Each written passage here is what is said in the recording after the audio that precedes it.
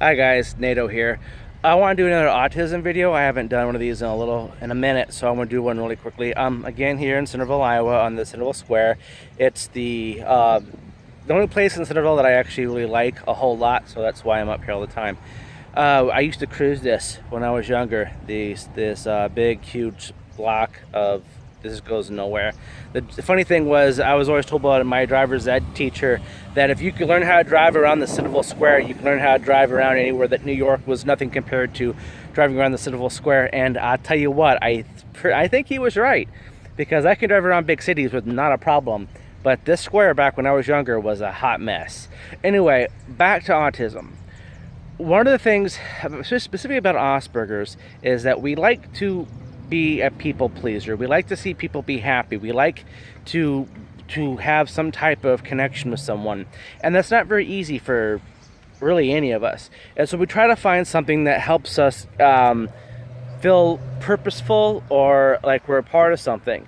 So one thing that people with autism will do, especially with Asperger's, and this is not just me, I found this has been a lot of people, is that we're big gift givers. We're always giving gifts. We're always seeing something that we know that someone would like, and we get it. We will even pass up things that we want so that someone else can have something that we think that they'll want.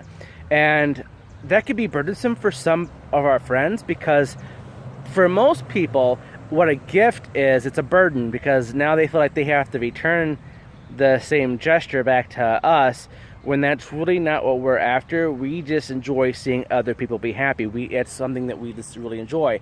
Other people being happy is really great. It's something that we enjoy, something that we strive for. But it's hard for people who aren't used to this. I've been told that for most people, I've been told this by a few people, that everyone is not, no one's used to that. No one's just willing for people to give stuff like that so willingly. And one thing about Iowa is that everyone's got big trucks, everyone's got big exhaust, and it's very, very loud no matter where you go.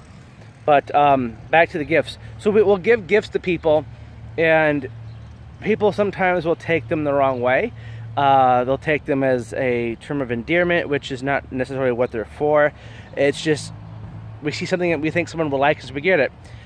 For me, I didn't really get along with many guys, and so almost all of my friends were girls. And so I was always getting girls gifts, because I didn't really have any friends that were guys. And so it wasn't like I was giving one girl all the gifts. I was giving like a lot of girls gifts. And really funny thing is that my freshman year in high school, they had some type of fundraiser for a school club, and so they were buying carnations. They were selling carnations for Valentine's Day for the fundraiser. And so I bought every single girl that I knew a carnation. They had white, pink, and red. Red was for love, pink was for friendship.